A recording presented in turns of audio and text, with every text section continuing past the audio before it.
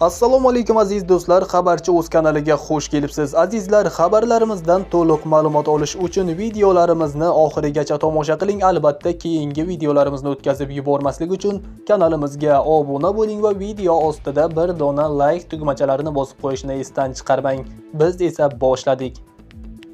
Ertaga harorat 30 daraja isiydi. O'zgidromet ertaga 22-mart kuni kuzatiladigan ob-havo ma'lumotini e'lon qildi.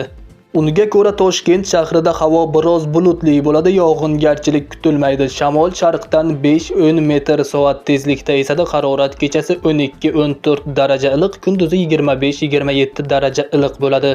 Qoraqalpog'iston Respublikasi Xorazm viloyatida havo biroz bulutli bo'ladi. Ba'zi joylarda yomg'ir yog'adi. Shamol g'arbdan 9-14 metr/soat tezlikda esadi. Harorat kechasi 5-10 daraja iliq, kunduzi 12-17 daraja iliq bo'ladi.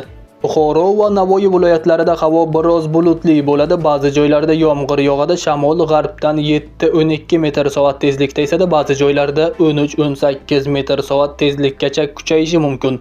Harorat kechasi 9-14 daraja iliq, kunduzi 22-27 daraja iliq bo'ladi. Toshkent, Sirdaryo, Samarqand, Jizzax viloyatlarida havo biroz bulutli bo'ladi, yog'ingarchilik kutilmaydi. Shamol sharqdan 9-14 metr/soat tezlikda esadi. Harorat kechasi 10-15 daraja iliq, kunduzi 22-27 daraja iliq bo'ladi.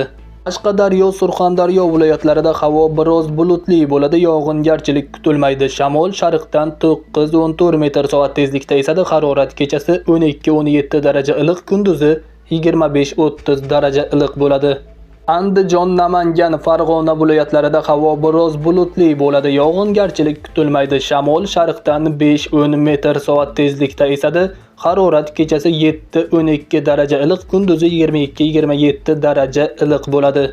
Respublikaning tog'li hududlarida havo biroz bulutli bo'ladi. Ba'zi joylarda yomg'ir yog'adi, qor ko'chish xavfi bor. Shamol sharqdan 7-12 metr/soat tezlikda esadi. Harorat kechasi 5-10 daraja iliq, kunduzi 13-18 daraja iliq bo'ladi.